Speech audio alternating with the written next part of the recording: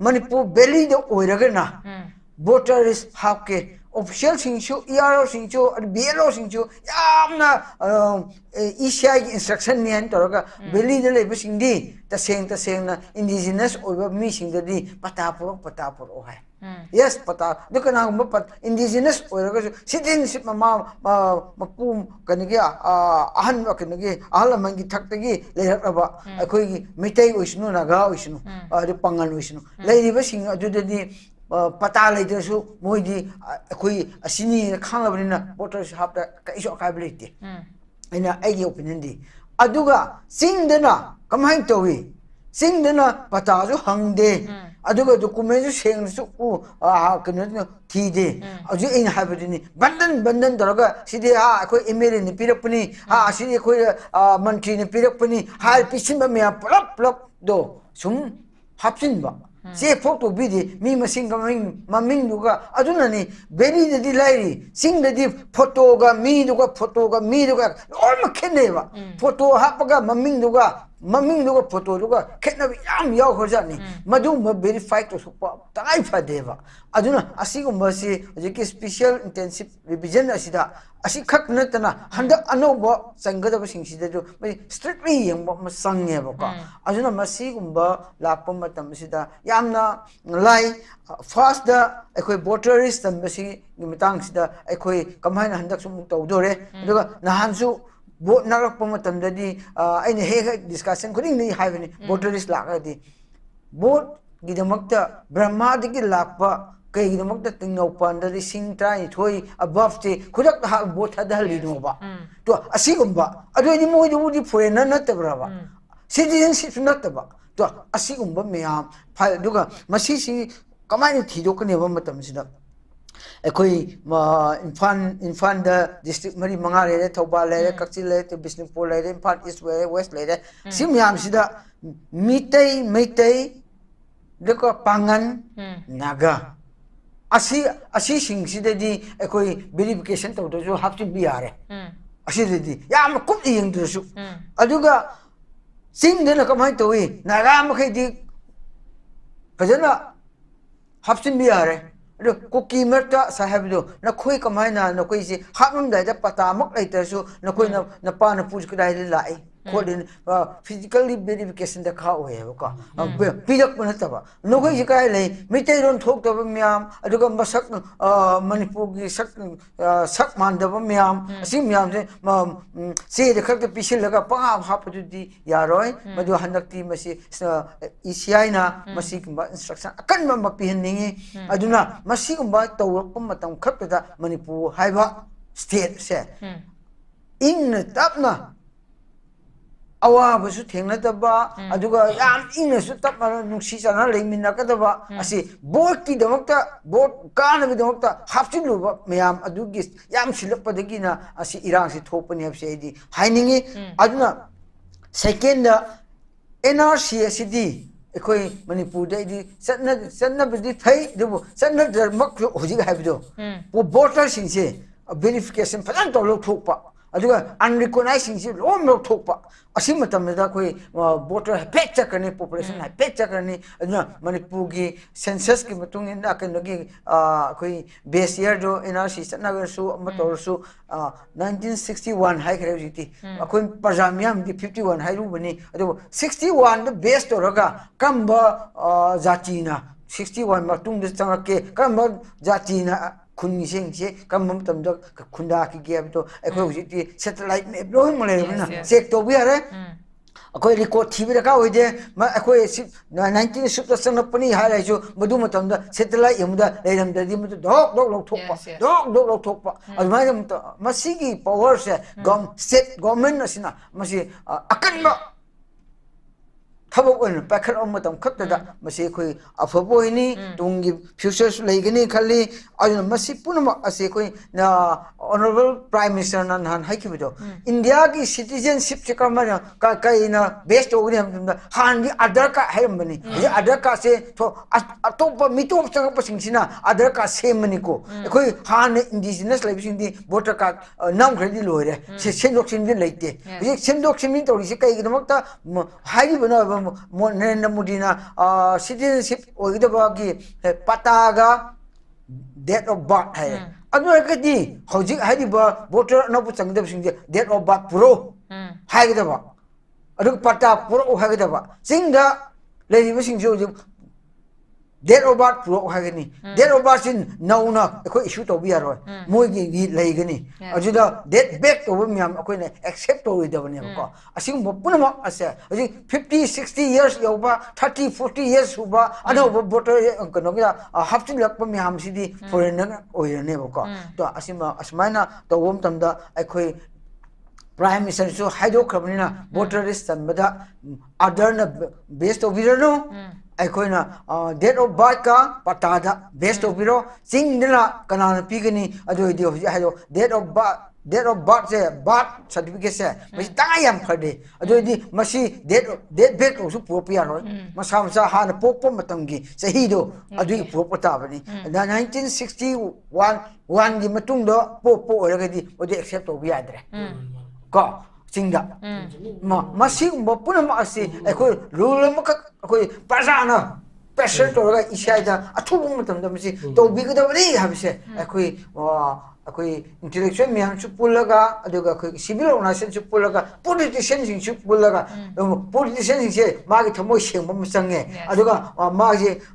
born again to will da ka were aku bo kan khakta aram ba hapchi mise to wasi se mo commitment lo bam sange ko masi tongai phadabani aduna aku ta sen na ngasi ki topic da di ama afaba topic ni ngasi se bondalak chage masida Makoi oppose torapasina yamna phone na adum khogi makoi gi oiba voter list da illegal oiba immigrants khara yawre habasi dum indirectly dum haibi gi porang kha oider bra khamai thami gi ja sai matang se sidi hey ngasi ki topic sida di yam nungai ba haib tare ji phone sari wi chu siga ha ga de yamma achumba duga asengba puthokpa yaba aduga Summi habis tak apa ngasih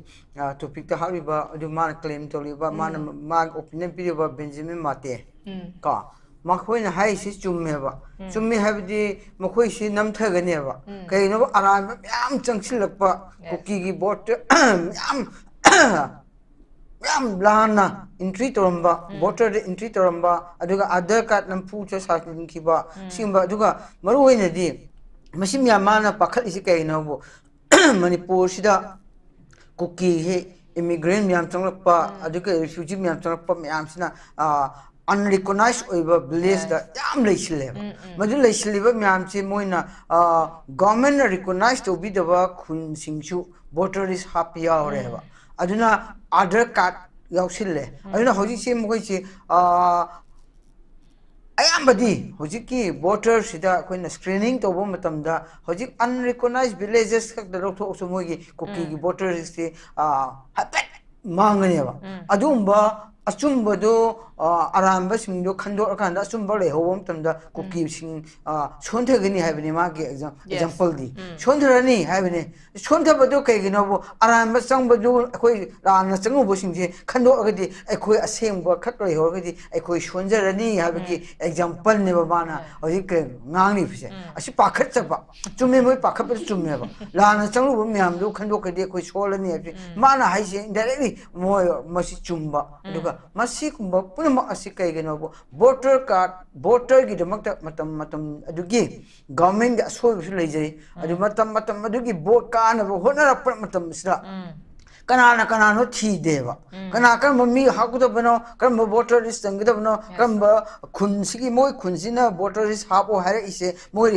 recognize to bra unrecognized type su akoina check to hodre aduga moi kai la pon su chau to hodre mi de bu leibra leida bakangde moi gi form number 6 aduda mention laga sum pisil mamya tino pande pisil mamya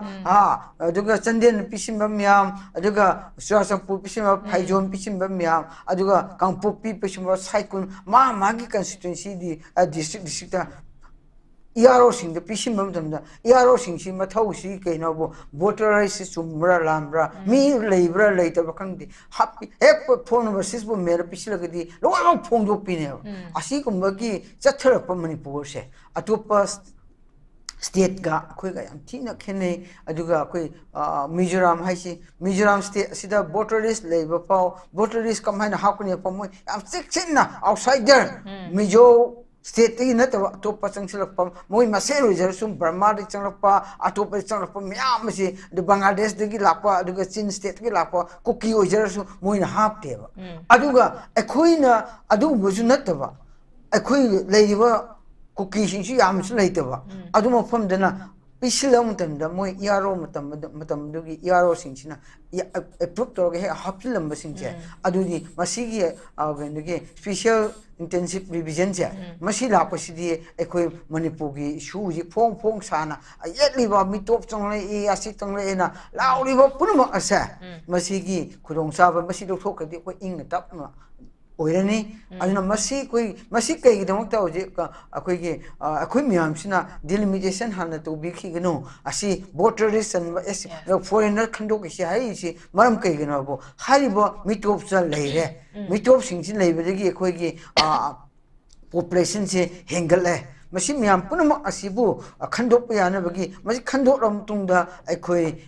delimitation to si hajabani adubo delimit khandok pa se government Manipur sina khandok do ni aduga kanana ya ayaba pigidaba election commission of India gi awsina ECI ni pigidaba de ECI da koina Manipur gi government na awjiki leiba si ekoi mito asi unrecognized over village the voter is land salam sing leire masi ekoi lok thokna bagi ayaba ECI da ji ekoina application namaka approach to raga approval of Loroga, La Tubun, already delimitation 2027 to win episode. Now, Patana to we are, I know, Masio bring him amongst the government of Manipusina, ECI that could approve Lobo Tangi, you know, Hapsilu over in a water, Hapsilu, and Madam Sada, look to the Muyadreva. I don't know. Yes. Unrecognized villages they can look Hapsin Bire, Aduga Moise foreigner name, could put in a kange, I don't know, Kandopada, Ayaba, Pew, have see, Han look toxi. Madam D, how you Bihar election Naxilla, Bihar election Naxilla Pomtam Sida, Mokoi opposition Sina Yamakana. Pressure kana tore aduga moi proofs leinare aduna moi BLO haina but leben offshore sina yum chat kan sida foreigner ya yawra me Bangladesh lewo me Myanmar digi yawra me haina hairiba proof evidence ko opadigi hojiti moi lo piadre aduna masi lo thokki patabni aduna ekhoisu madumba akoi unrecognized over village in list BLO sing piwa masange aduga yaro concern DC ya kanogina deputy commissioner singina pira matungda BLO sing buka san masange ba adu unrecognized village in the voter kya lai voter kya lai have unrecognized Manipur 1000 plus villages later adu di mo 1000 plus villages later manung the voter kya lai gen akoi line thido raga maji lokthok masangi madu lokthok raga di haiba cookie singkhak nati ko example voter la lan chalamba Bangladesh ki lapo isno Assam ki lapo isno atop lapo isno aran lan chalamba purma ase akoi lokthok masangi ba makhoi lokthok ti paudi akoi Manipur se kok san lekhini akoi masen pakhat nagani India subcharoba UP Maharashtra kumba aduga Bihar kumba koi pakhat nare aduga mokoi masen Mizoram na fau pakhat lingai da kai da mote khoina ing na tap ma lega mitop se gi voter command hap to no ajo amram lan than okay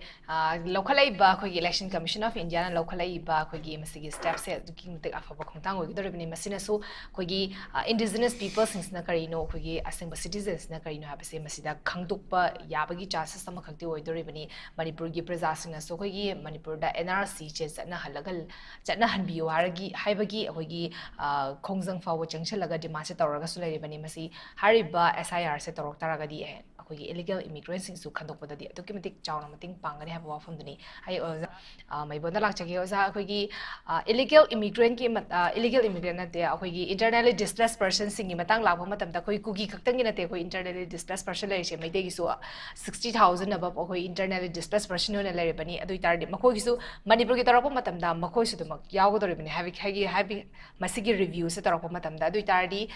mai te gi su IDP sing sigi original documents sing se lai ꯂꯩꯔꯣꯏꯗꯣꯔꯤꯕꯅꯤ ꯑꯗꯨ ꯇꯥꯔꯗꯤ ꯃꯈꯣꯏꯒꯤ ꯑꯣꯏꯕ ꯑꯩꯈꯣꯏꯒꯤ ꯍꯥꯟꯅ already ꯑꯣꯏꯅ ꯑꯩꯈꯣꯏꯒꯤ citizen ꯑꯣꯏꯔꯕ ꯑꯗꯨꯒ indigenous people ꯑꯣꯏꯇꯥꯔꯒꯗꯤ ꯃꯈꯣꯏꯒꯤ ꯍꯥꯟꯅꯒꯤ ꯆꯟꯈꯤꯕꯒꯤ electoral roll voter list ꯑꯗꯨꯃꯛ ꯆꯜꯂꯒ ꯂꯩꯗꯣꯔꯤꯕꯅꯤ ꯑꯗꯨ ꯇꯥꯔꯗꯤ ꯕꯦꯟꯖꯥꯃꯤꯟ ꯃꯥꯔꯇꯤꯟꯅ ꯐꯣꯡꯗꯣꯔꯛꯏꯕ ꯋꯥꯐꯝꯁꯦ ꯑꯩꯅ ꯉꯁꯥꯏ ꯑꯣꯖꯥ ꯔꯥꯀꯦꯁꯇꯁꯨ ꯍꯥꯏꯖꯈꯤꯕꯗꯣ ꯑꯩꯈꯣꯏꯒꯤ ꯃꯈꯣꯏꯅ ꯑꯁꯣꯏꯕ ꯇꯧꯈꯤꯕꯗꯨꯅ ꯃꯔꯝ ꯑꯣꯏꯔꯀꯥꯟꯗ ꯃꯈꯣꯏꯒꯤ ꯉꯥꯛꯄꯤꯕꯝ ꯂꯩꯇꯕꯗꯣ ꯑꯩꯈꯣꯏꯒꯤ ꯑꯦꯛꯁꯀ꯭ꯌꯨꯖꯦꯁ ꯑꯃ ꯊꯤꯕꯒꯤ ꯄꯣꯠꯁꯦ ꯂꯥꯛꯀꯗꯧꯔꯤꯕ ꯑꯣꯖꯥꯒꯤ ꯑꯣꯏꯕ ꯑꯣꯄꯤꯅꯤꯌꯟꯁꯨ ꯀꯃꯥꯏꯅ ꯊꯝꯕꯤꯅꯤꯡꯉꯤ ꯃꯁꯤꯗꯤ ꯌꯥꯝ ꯂꯥꯏꯗ ꯃꯁꯤꯗꯤ ꯌꯥꯝ ꯂꯥꯏꯈ꯭ꯔ ꯄꯣꯠꯅꯤ ꯑꯩꯈꯣꯏ ꯒꯣꯚꯔꯟꯃꯦꯟꯠ ꯑꯣꯐ ꯃꯅꯤꯄꯨꯔꯅ ꯇꯧꯒꯦ ꯍꯥꯏꯔꯒꯗꯤꯀꯣ ꯑꯩꯈꯣꯏ ꯒꯣꯚꯔꯟꯃꯦꯟꯠ ꯑꯣꯐ ꯃꯅꯤꯄꯨꯔꯁꯤꯅ ꯃꯇꯝ ꯑꯗꯨꯗ ꯑꯩꯅ ꯈꯤꯇꯪ ꯑꯩ ꯊꯝꯖꯒꯦ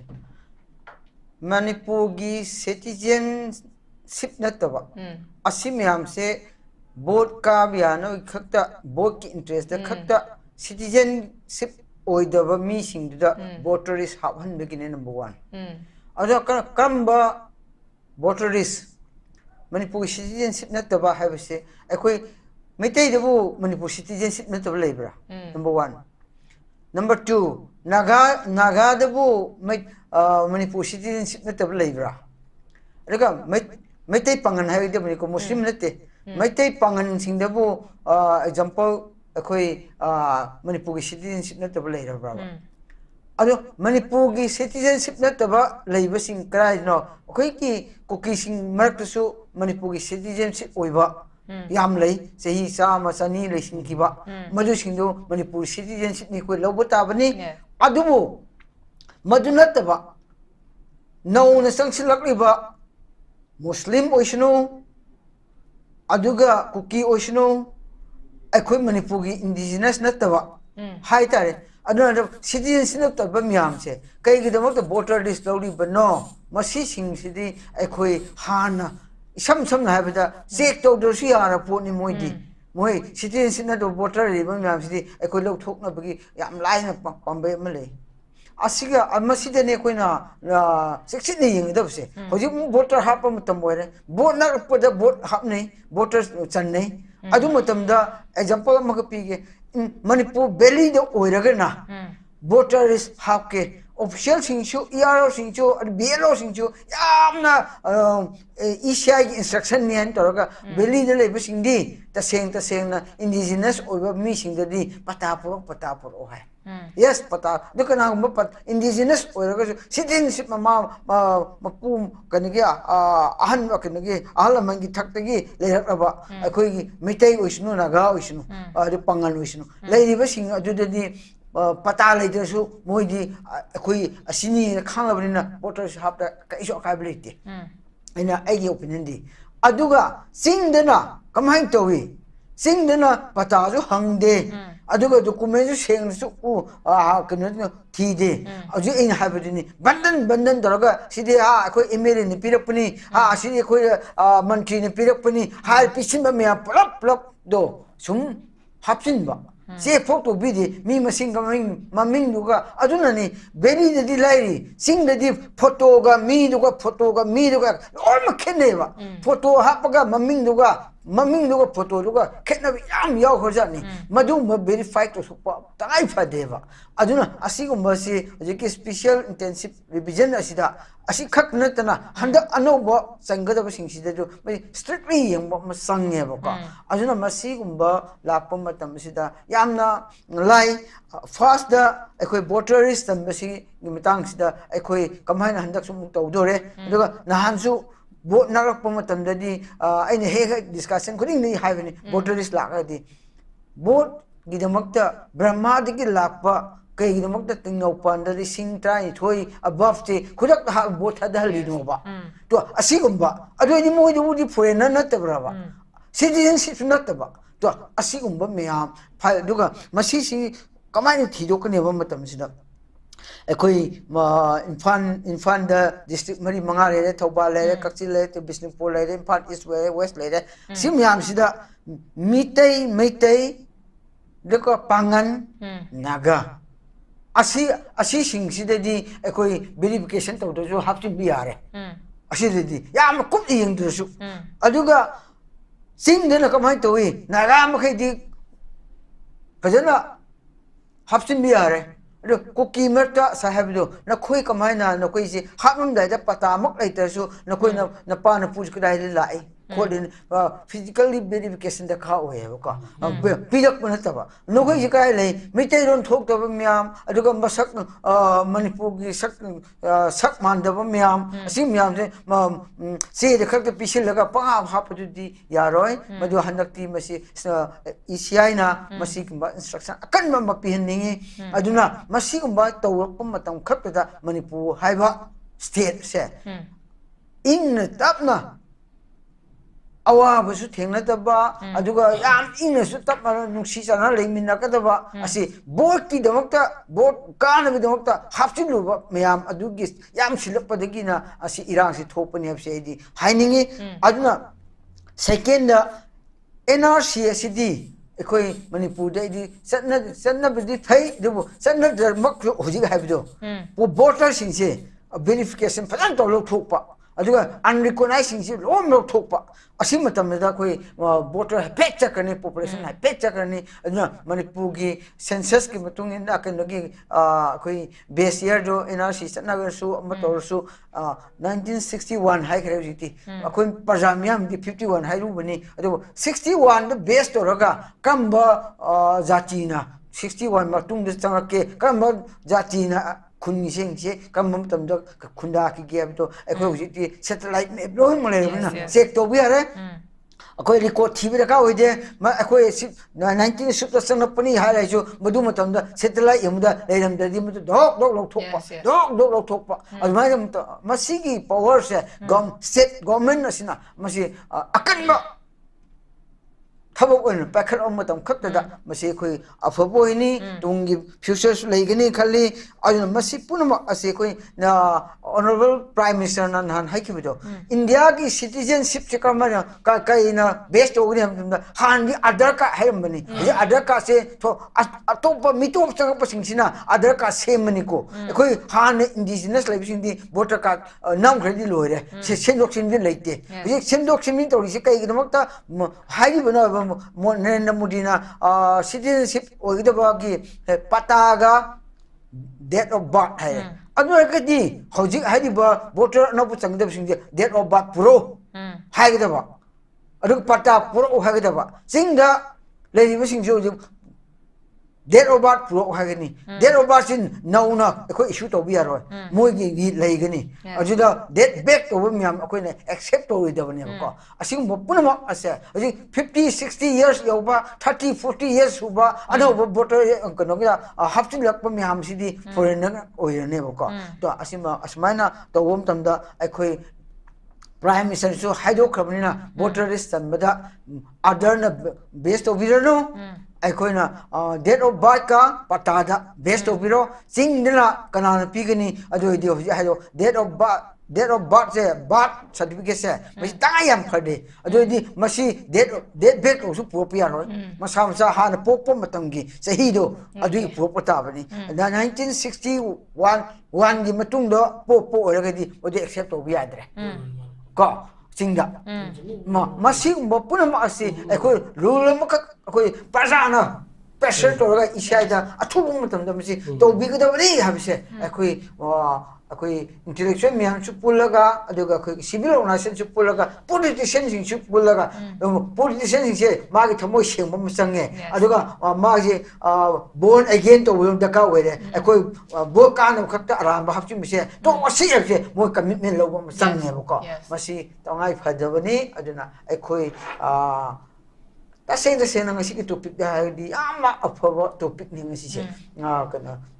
North East Indiana puthoro buse aduna masi si chathaba ngamlabdi ngasi ngangi bapuna wakse government bu tabi roba government bu tologen khalaba manipur prajamiam na masi pressure toraga isaida akan ba sapu ma piwam tamda ko NRC demand to bo budi masi han khandok piro ko unrecognized voters ma khandok piro aduga atopa changa pamyam asing khandok piro district maruwen district leiba si kanoge tingnopan sisipur the farjon kampupi masi singsda anam boina masi si sikchina yengasi habdo ai हाइजरगे okay यम फसन थमिक्रा खुगी मरोइना ओजाना district मरी खक पले हरबा डिस्ट्रिक्ट मरी दुदा खुगी मसी खक जुना तना खुगी होल मणिपुर की सु तौगदरिबने बट हाइदी लौखलाइबा स्टेप्स इज खुगी यामना ट्रांसपेरेंसी लेना यामना नियम जुना थबक तोरा कांदा खुगी एनआरसी डिमांड सु तौरी बट खुगी हाना खुगी एसआईआर लौखलाई एसआईआर की स्टेप लौखलकनी हारिबसिदा खुगी मपुंग फाना खुगी इम्प्लीमेंट तौबिरा कांदा ट्रांसपेरेंसी लेना थबक तौबिरा कांदा खुगी इलीगल ओइना वोटर लिस्ट चलंबा सिंगसे लौथोकपगी टाइमिंग अमा कोई लौका लौबा हाइदी मसी